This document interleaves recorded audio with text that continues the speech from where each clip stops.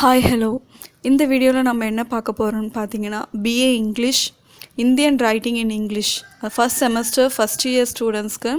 So அவங்களோட subject Indian writing in இங்கிலீஷில் வந்து யூனிட் 1ஓட poetry summary already first one பார்த்தாச்சு. A very Indian poem in Indian English Nissim Ezekiel write பண்ணது. இப்போ அதே யூனிட்லேயே வந்து செகண்ட் இருக்கிற போயம் கோரமண்டல் ஃபிஷ்ஷஸ். இதை எழுதுனது வந்து சரோஜினி நாயுடு. ஸோ இதுக்கான எஸ்ஸேவும் கொடுத்துருக்கேன். இதுக்கான போயம் எப்படி இருக்கும், போயம் ஆக்சுவலாக உங்களுக்கு நோட்ஸ் இல்லை அப்படின்னா இந்த போயம் எப்படி இருக்குன்றதை நீங்கள் தெரிஞ்சுக்கணுன்றதுக்காக போயமும் கொடுத்துருக்கேன், அதுக்கான எஸ்ஸேவும் கொடுத்துருக்கேன். ஸோ ஃபஸ்ட்டு போயம் பாருங்கள்.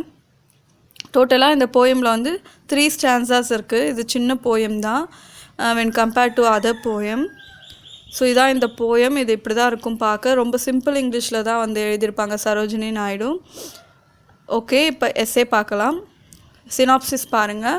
ஸோ நான் ஆல்ரெடி சொல்லியிருந்த மாதிரி எப்பயுமே வந்து இன்ட்ரொடக்ஷனில் வந்து எப்பயுமே ஆத்தரை பற்றின இன்ட்ரொடக்ஷன் எழுதுங்க. அண்ட் தென் அபவுட் த போயம்னு ஒரு டாபிக் வச்சுக்கோங்க. ஆஃப்டர் தட் சம்மரின்னு நான் கொடுத்துருக்கேன். ஆக்சுவலாக இந்த போயம் பொறுத்த வரைக்கும் ஒவ்வொரு ஸ்டான்ஸாக்கும் வந்து நான் வந்து சம்மரி கொடுத்துருக்கேன். அதனாலே வந்து சினாப்சிஸில் ஸ்டான்ஸா 1, ஸ்டான்ஸா 2, ஸ்டான்ஸா 3ன்னு 3 டிவைட் பண்ணியிருக்கேன். ஸோ உங்களுக்கு நீங்கள் அந்த ஸ்டான்ஸாஸ் படித்து பார்த்ததுக்கப்புறம் வந்து உங்களுக்கு ஒரு ஐடியா இருக்குது, நான் இதுக்கு இப்படி டைட்டில் கொடுக்க போகிறேன் அப்படின்னா நீங்கள் மாற்றி கூட கொடுத்துக்கலாம். And then theme of the poem is very important. Theme and then critical appreciation பண்ணுறது இது எல்லாமே ரொம்ப இம்பார்ட்டண்ட் ஒரு எஸ்ஸேக்கு. அண்ட் தென் அட் லாஸ்ட் எப்பயுமே கன்க்ளூஷன் இருக்கணும், இன்ட்ரொடக்ஷன் இருக்கணும். ஓகே, ஃபர்ஸ்ட் இன்ட்ரொடக்ஷனில் author so Sarojini Naidu. So she was an Indian political activist and poet. So இவங்க வந்து பொலிட்டிக்கல் ஆக்டிவிஸ்டாக இருந்திருக்காங்க. அண்ட் தென் போயட் ரைட்டராகவும் இருந்திருக்காங்க. ஸோ எப்போ வந்து இவங்க பார்ன்னா 13 February 1879 ஹைதராபாத்தில் பிறந்திருக்காங்க. இவங்களுக்கு வந்து ஒரு நிக்நேம் இருக்குது. அது என்னென்னா நைட்டிங்கேல் ஆஃப் இந்தியா. நைட்டிங்கேல்ன்றது ஒரு பேர்டு. அந்த பேர்ட் வந்து ரொம்பவே அழகாக பாடும். அந்த நைட்டிங்கேல் அப்படின்ற பேர்லேயே நிறைய போயம்ஸ் இருக்குது. அந்த பேர்டோட இனிமையான அந்த குரல் அதை வச்சு நிறைய போயம்ஸ் நிறைய ரைட்டர்ஸ் எழுதியிருக்காங்க. ஸோ இவங்களுடைய போயட்ரி எல்லாமே வந்து அந்தளவுக்கு சூப்பராக லிரிக்கலாக அவ்வளோ அழகாக கொடுத்துருக்கிறதுனால she is a nightingale of India அப்படின்னு இவங்களுக்கு ஒரு பட்டமும் கொடுத்துருக்காங்க. ஸோ இவங்க எழுதியிருக்க ஜேர்னர் ஆல்ரெடி சொன்னேன் இல்லையா, நைட்டிங்கேல் அப்படின்னா ரொம்ப இனிமையாக பாடக்கூடிய ஒரு பறவை. ஸோ இவங்க எடுத்திருக்க ஜேர்னர் போயிட்டில் நிறைய ஜேர்னர்ஸ் இருக்குது. நிறைய எலிஜி, செட்டையர், அது மாதிரி நிறைய போயிட்ரினா அதில் நிறைய டிவிஷன்ஸ் இருக்குது.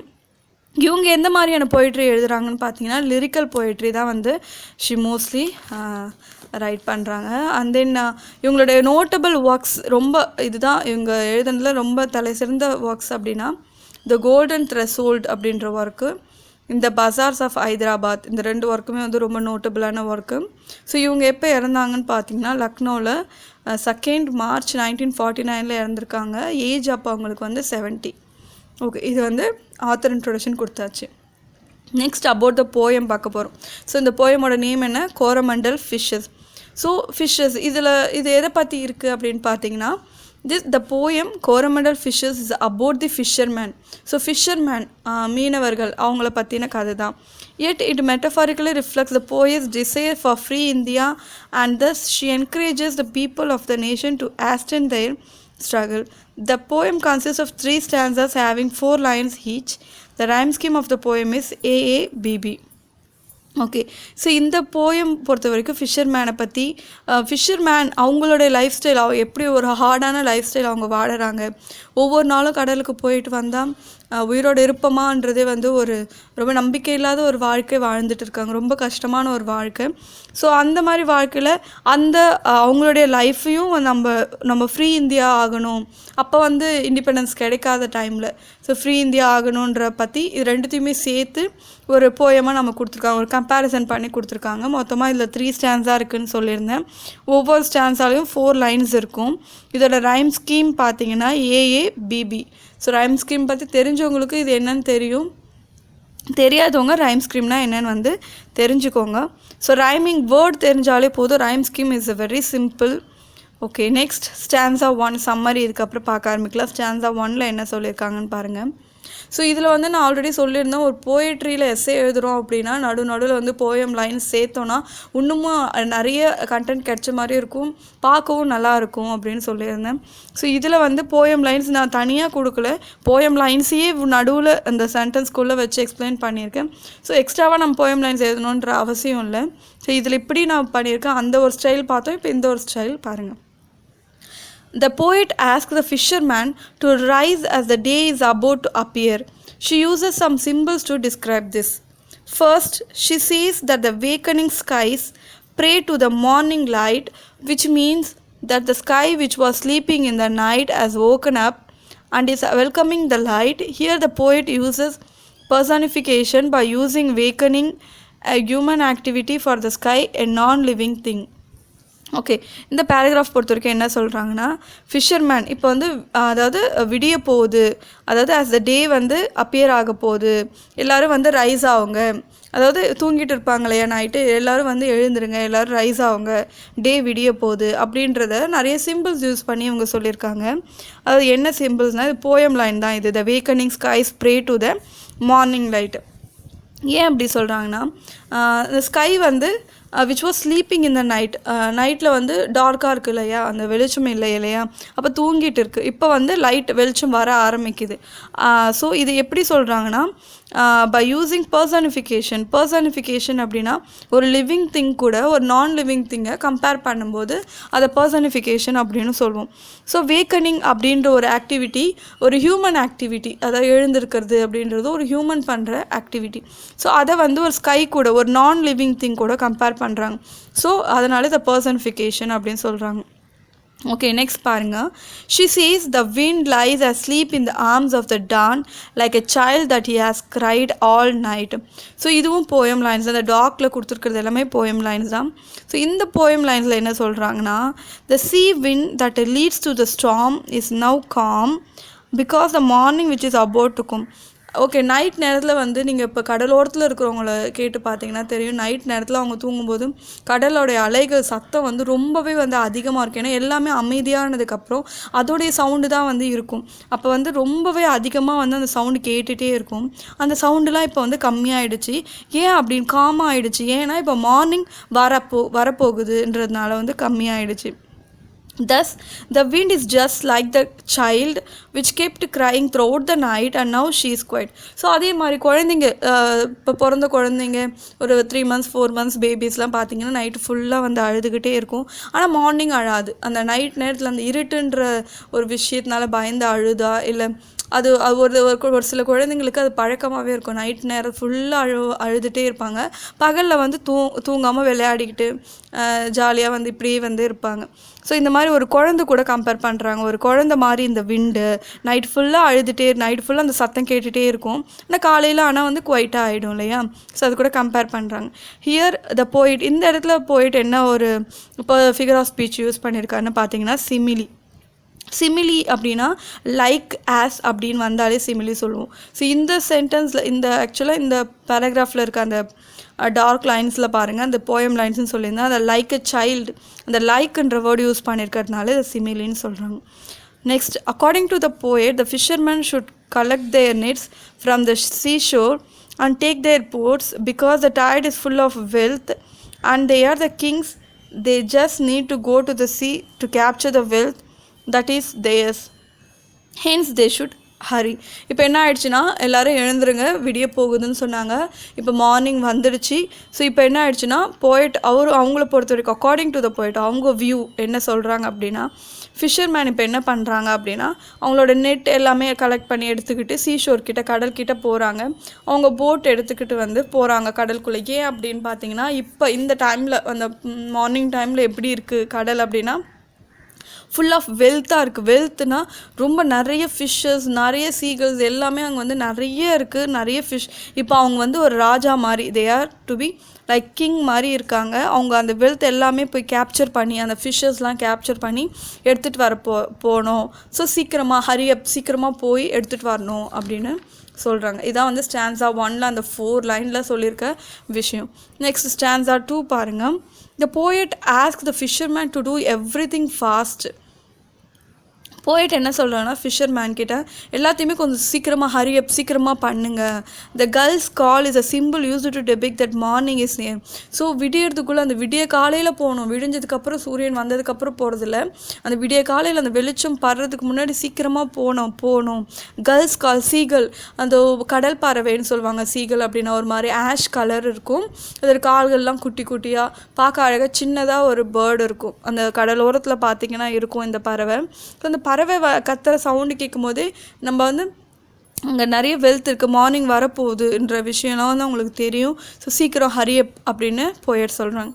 The poet calls sea as their mother, cloud as a brother, and the sea waves as their comrades, that is companions.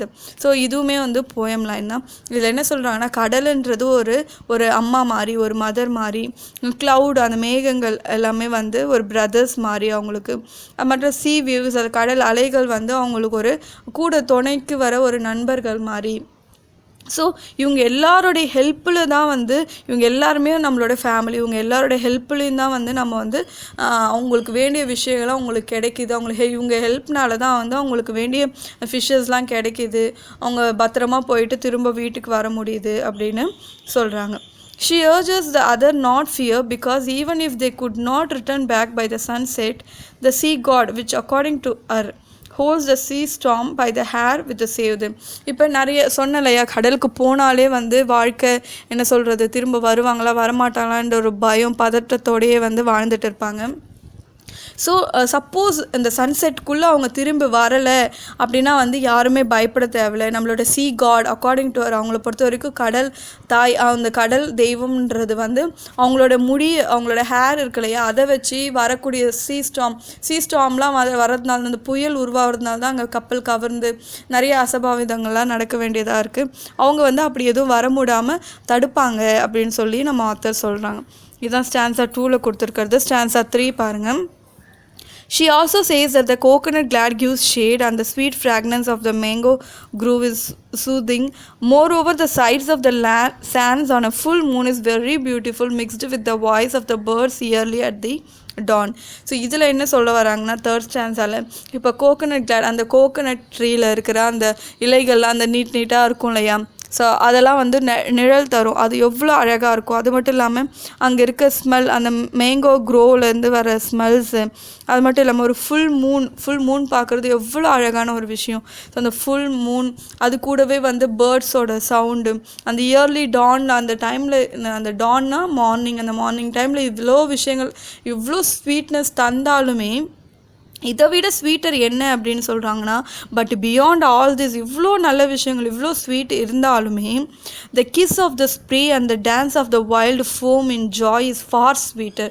So இவ்வளோ இயற்கையில் இவ்வளோ இருந்தாலும் நம்ம கடலில் இருந்து வர அந்த ஸ்ப்ரே, அந்த தெளிக்கிற அந்த தண்ணி, அந்த நுரைகள், அந்த ஃபோம் உருவாகுது இல்லையா அந்த கடல்லேருந்து அலைகள் வீசும்போது, அது எல்லாமே ஃபார் ஸ்வீட்டர், ரொம்பவே வந்து ஸ்வீட்டான ஒரு விஷயம்.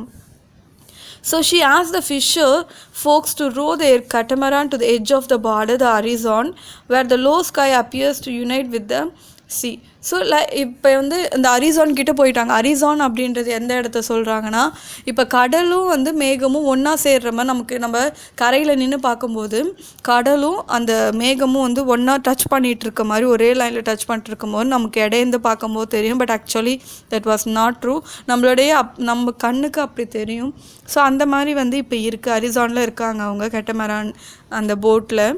ஓகே, இதாக இப்படி சொல்லி வந்து முடிக்கிறாங்க. அவங்க மீன் பிடிக்க போயிட்டாங்க. ஆக்சுவலாக இதில் தீம் ஆஃப் த போயம் என்ன தீம் பார்த்தீங்கன்னா, a fisherman encouraging his fellow fisherman to get to work by the dawn. ஒரு ஃபிஷர்மேன் அவங்களுக்குள்ளேயே ஃபிஷர்மேனை வந்து இது மாதிரி சீக்கிரமாக டான் வரப்போது நம்ம வேலைக்கு போகணும், சீக்கிரமாக போகணும் அப்படின்ற ஒரு விஷயத்த சொல்கிறாங்க. ஸோ இந்த போயம் பொறுத்த வரைக்கும் the hard life style of the fisherman, எந்தளவுக்கு கஷ்டமான வாழ்க்கை அவங்க வாழறது, அந்த meagre earnings are beautifully portrayed by her.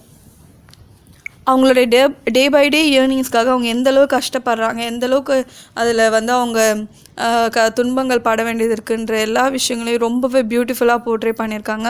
So இந்த மாதிரி தான் நம்ம டான் வரப்போகுதுன்னு சொல்லி அவங்க எப்படி வேலைக்கு அவ்வளோ அவசரமாக கிளம்புறோம், அது மாதிரி நமக்கும் ஒரு ஃப்ரீ இந்தியா கிடைக்கணும். அதனால் நம்மலாம் இப்போவே வந்து முழிச்சிக்கணும், நமக்கும் வந்து மார்னிங் வந்துடுச்சு, நமக்கும் விடியல் வந்துடுச்சுன்ற மாதிரி ஒரு கம்பேரிசன் மாதிரி தான் இந்த போயம் கொடுத்துருக்காங்க. கன்க்ளூஷன் பாருங்கள். Thus, this poem, the Coromandel Fisher has described the beauty of nature. நேச்சரோட அழகாக சொல்லியிருக்காங்க இதில்.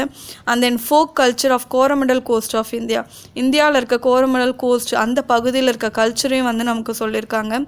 It depicts the relationship of fishermen with a symbol with nature. Nature stands as a symbol of beauty that express the optimistic view of life. இப்போ ஒரு nature அப்படின்னு ஒரு சிம்பிளாக ஒரு போயமில் use பண்ணுறாங்க அப்படின்னா அது ஒரு பாசிட்டிவ் வேக்காக மட்டும்தான் யூஸ் பண்ணுவாங்க. ஸோ அது ஒரு ஆப்டிமிஸ்டிக்னா ஒரு பாசிட்டிவ் திங்கிங்காக அதை கொடுத்துருக்காங்க இதில் அப்படின்னு சொல்லியிருக்காங்க. ஓகே, இப்போ யூனிட் 1 இந்தியன் ரைட்டிங் இன் இங்கிலீஷில் யூனிட் 1ல் இருக்க போய்ட்ரியில் செகண்ட் போயம் பார்த்தாச்சு. நெக்ஸ்ட் வீடியோவில் தேர்ட் போயம் பார்ப்போம். ஸோ ஆஃப்டர் தட் இந்த தேர்ட் போயம் வரைக்கும் பார்த்துட்டு நம்ம நெக்ஸ்ட் சப்ஜெக்ட் போகலாம். ஸோ இந்த எஸ்ஸே உங்களுக்கு ரொம்ப சிம்பிளாகவும் இருக்கும். நீங்கள் இந்த அண்டர்ஸ்டாண்ட் பண்ணிக்கிட்டீங்க மீனிங் அப்படின்னா ரொம்ப ஈஸியாக நீங்களே எழுதலாம். ஸோ இதை வச்சு நீங்களாக இன்னமும் நிறைய கண்டென்ட்ஸ் ஆட் பண்ணுங்கள். ஸோ நான் கொடுத்துருக்கிறதே போதுமானது, இதையே மிஸ் பண்ணாமல் நீங்கள் ரைட் பண்ணாலே போதும். So okay, thank you. Subscribe my channel.